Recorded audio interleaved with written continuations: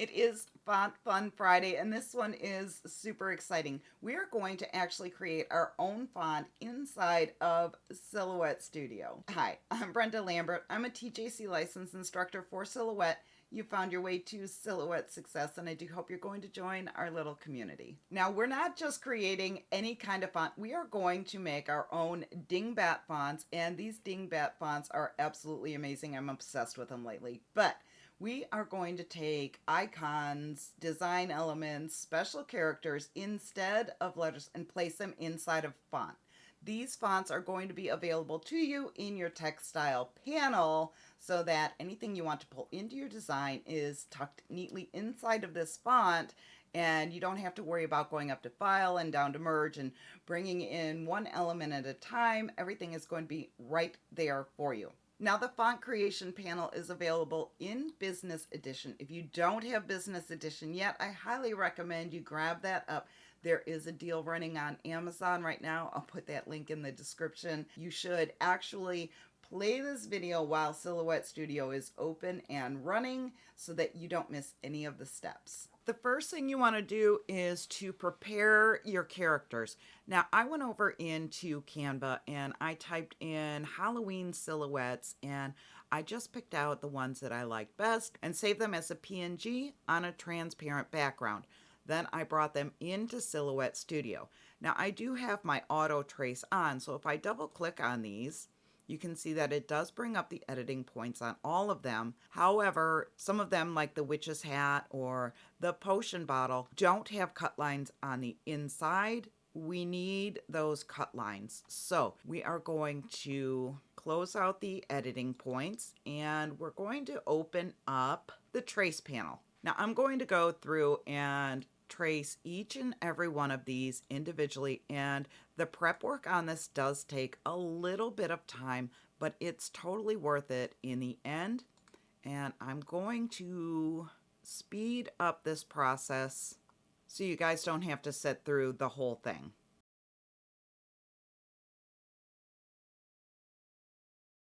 Okay, now we can move the original image away and we can actually right click and delete this. We don't really need it anymore. Now we have all of our images traced. They are all individual and they have decent cut lines. Let's fill this in with black and switch the line color over to black as well. The next thing you want to do is simplify each and every one of these. When you use the trace panel, you're going to end up with a lot of nodes in here. You can see this one has 149 nodes just in that simple ghost. Let's click on simplify and you can see that that was brought down to 44. You're going to end up with a much cleaner cut. Now we can just click through each of these and simplify. Now we've turned each one of these images into an SVG, that's scalable vector graphic, right?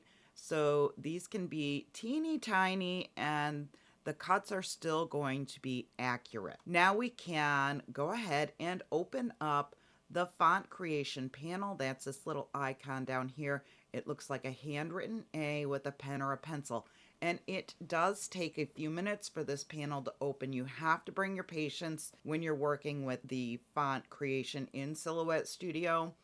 The good news is once we get past the first tab in this panel, it goes a lot smoother. So go grab a cup of coffee, refill your ice water, whatever you need to do after you click on this, because it does take a lot of resources from your computer to get this going. All right, we are not working in the first tab, but I wanted to show you that you can print the font creation template and draw out your own letters in your own handwriting and scan that and import it into Silhouette Studio and create your own font with your own handwriting. However, we're not doing that today, so we are going to skip over to the second tab here. And again, it takes a minute for it to switch over, but once we get past this, I promise it goes smoothly. Okay, the second tab is digital font creation. This is what it looks like, and this is actually my Halloween Dingbats font. And you can see all of the characters in place there. And there is room for quite a few more. I just went with 25 different characters in this one. We're going to add a new font. Click on this plus button, and then you can name your font. I'm just going to do Halloween because I already did Halloween Dingbats, and we can click on enter, and this refreshes all of our glyphs here in this panel. Let's click on the capital A and then click on edit glyph.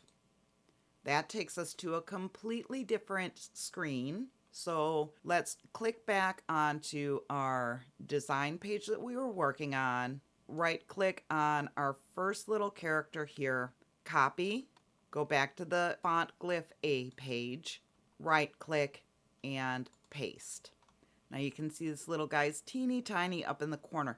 We're just going to drag this out so that it fits within these lines here. And it can go from the bottom line to this top line and not get cut off.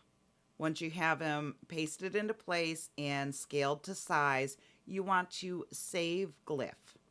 Now the capital A has been replaced with our little ghost, and we can go on to B and edit glyph. Back to our design mat.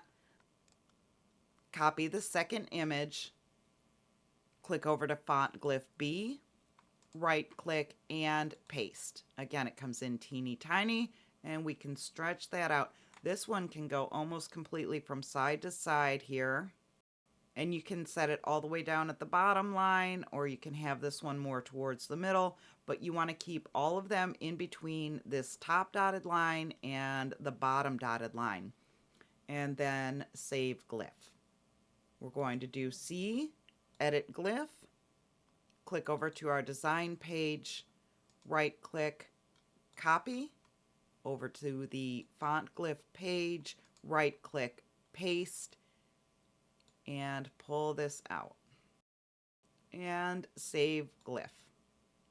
You can see that I have A, B, and C now. They're all switched over, and I can go through and just carry on through the entire process until I have all of my characters saved under my Halloween font.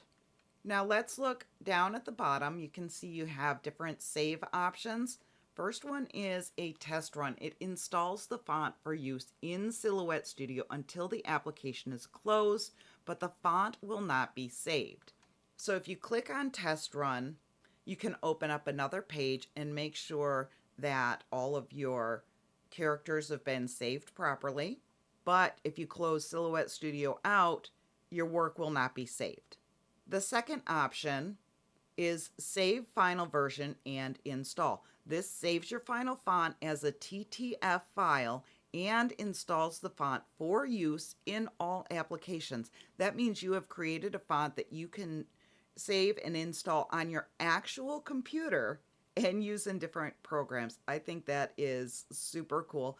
And also you can save final version without installing. This is going to save your final font as a TTF file on your computer for later installation and use. So this last option saves it but does not install it. Creating your own glyph fonts is quite a bit of work, and I would suggest save final version and install. It does everything you need to do in one click, and then you can get on to creating different designs with your new Dingbat font. Now that we have finished up with the hard part, let's open up a second page, and I am going to bring in a file I've been working on. Let's go to merge. This and a few other files are going to actually be in the next Patreon SVG drop that comes out on Monday. And I have completed files, and I have files with just the text so that you can practice using the Dingbat font, which is also part of the drop. Now, in order to actually use your Dingbat fonts, you want to go to your text style panel and open that up. And you can either search for your font name here at the top, or you can find it in the list and just click on that. And then you want to go over to the glyph panel. This is the original one that I did, and you can see all of the glyphs are here for use. I'm gonna bring this up to large icon so we can see a little bit better. All of my original pictures are in here. You can see on this one, I used the little cute skeleton. He is right here. But we could also bring in just the skull and crossbones. You want to double click on the character you want to use, and it comes in as a font, but we can right click on that and convert to path. And I'm going to switch the color up to black, and we can just set that right in place, scale it to size. I also used the black cat. Double click to bring that onto your mat. Right click, convert to path, and switch up the color. And for this one, I flipped him horizontally so he faced the other way. But it's really just a lot of fun to mix and match these things and see what different creations you can come up with. And all of your stuff is organized and easy to find, all under this font. Let's flip this horizontally as well. See how this guy looks in here. Now that one is also super cute.